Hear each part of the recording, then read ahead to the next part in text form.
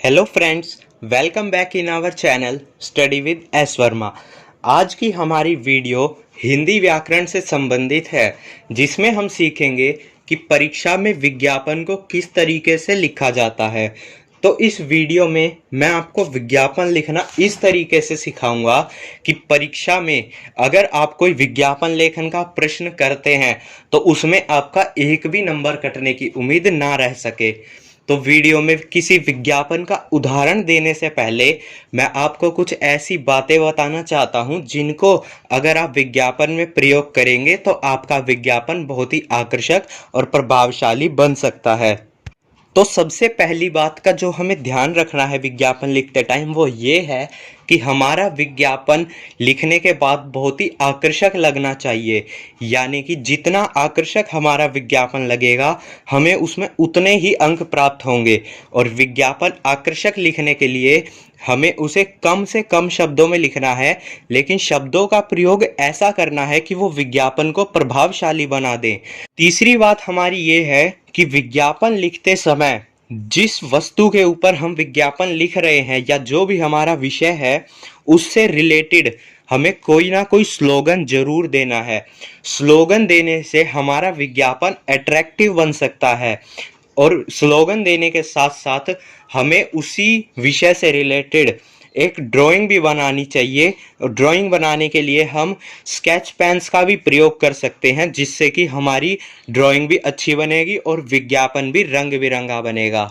अगली बात हमारी ये आती है कि विज्ञापन जिस विषय के ऊपर लिखा जा रहा है उस चीज़ की कोई ना कोई विशेषताएं हम उसमें ज़रूर लिखें और उन विशेषताओं में शब्दों का प्रयोग कम करके और चिन्ह का प्रयोग ज़्यादा करें। और इससे अगली बात है कि शीर्षक हमें विज्ञापन का कोई ऐसा देना है कि जिसको पढ़ने के बाद हम सामने वाला जो भी विज्ञापन पढ़ रहा है वो उसे देखते ही प्रसन्न हो और हमारा पूरा विज्ञापन पढ़े। और ये शीर्षक हमें विज्ञापन शुरू करने के समय सबसे ऊपर लिखना होता है। और इन सब बातों का ध्यान रखने के बाद अब जब हमारा विज्ञापन खत्म होने को आता है तो भी एक बहुत ज़रूरी बात है जो हमें ध्यान रखनी है कि विज्ञापन खत्म होने के बाद हमें उसे एक बॉक्स में बंद कर देना है। तो यही थी वे कुछ बातें जो मैं आपको बताना चाहता था, जिससे कि आपका विज्ञापन बहुत ही आकर्षक और प्रभावशाली बन सके। अब इन सब बातों को जानने के बाद तो आइए अब ये सभी बातें हम अपनाकर भी देख लेते हैं कि इनका प्रयोग किस तरीके से किया जाना चाहिए, जो कि हमारा विज्ञापन बहुत ही आकर्षक बने और हमारा एक भी अंक कटने की उम्मीद ना रह सके। तो यहाँ पर हमने उदाहरण के तौर पर एक हेलमेट का विज्ञापन तैयार किया है, जिसके अंदर हेलमेट बेचने के लिए जो शीर्षक दिया गया है वो है रक्षक हेलमेट। यानी रक्षक हेलमेट इस विज्ञापन में विज्ञापित वस्तु का नाम है। और शीर्षक के दोनों तरफ जो एक शेप में धमाका लिखा गया है वो इस विज्ञापन में लुभावने शब्द हैं। ऐसे ही लुभावने शब्द हमें अपने भी विज्ञापन में प्रयोग करने हैं जो इसे आकर्षक बना सकते हैं।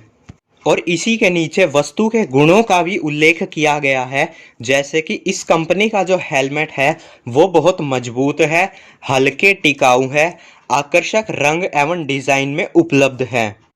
इसी के साथ साथ कंपनी ने अपनी वस्तु का एक आकर्षक चित्र भी दिया है। चित्र के साथ साथ कंपनी ने अपनी वस्तु पर रियायत का भी उल्लेख किया है। यानी उन्होंने यह भी पूरी तरह से स्पष्ट किया है कि एक वस्तु पर 15% की भारी छूट है। यानी कंपनी अपने विज्ञापन से ऐसा कुछ करना चाहती है कि जो भी उनके इस विज्ञापन को पढ़े वो इस वस्तु को देखते ही और उस पे जो छूट दी गई है उसको देखते ही उनकी वस्तु को खरीदने अवश्य जाए। इससे आगे उन्होंने लिखा है कि स्टॉक इनके पास जो है वो सीमित है। ये स्टॉक सीमित जो लिखा गया है ये प्रेरक शब्द है, यानी कि जिसे भी उनका ये हेलमेट खरीदना है वो जल्दी से जल्दी आए, क्योंकि उनके पास स्टॉक की कमी है। इस स्टॉक सीमित के साथ साथ कंपनी ने ये भी बताया है कि उनके पास महिलाओं के लिए विशेष हेलमेट भी उपलब्ध हैं। यानी महिलाएं भी अपने लिए हेलमेट खरीदने वहाँ पे जा सकती हैं।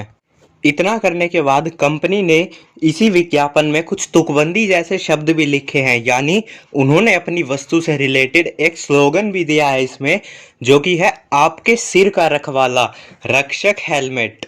स्लोगन के बिल्कुल नीचे कंपनी ने एक संपर्क सूत्र भी लिखा है कि अगर किसी को उनका हेलमेट खरीदना है तो वो किधर संपर्क कर सकते हैं। कंपनी ने यहाँ पर नंबर दिया है।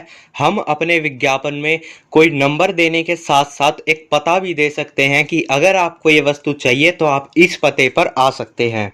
तो अब मैं ये उम्मीद करता हूँ कि आपको विज्ञापन लिखना बिल्कुल अच्छे तरीके से आ गया होगा, और ज़रूरी नहीं है कि परीक्षा में आपको यही हेलमेट का विज्ञापन तैयार करने का प्रश्न मिले। आपको चाहे कोई भी प्रश्न मिले, बस आपको उन ज़रूरी बातों का ध्यान रखना है जो मैंने आपको वीडियो की स्टार्टिंग में बताई थी, जिनसे हमारा विज्ञापन अट्रैक्टिव और प्रभावशाली बन सकता है। तो अगर आपको इस वीडियो से विज्ञापन तैयार करना बिल्कुल अच्छे तरीके से आ गया है तो प्लीज़ इस वीडियो को लाइक करना ना भूलें, और अगर आपने अभी तक हमारा चैनल सब्सक्राइब नहीं किया है तो उसे भी सब्सक्राइब कर लीजिए, और साथ ही साथ बेल आइकन को भी दबाइए ताकि हमारी नई वीडियोस की अपडेट आपको सबसे पहले मिल सके और आपकी नॉलेज भी सबसे पहले बढ़े।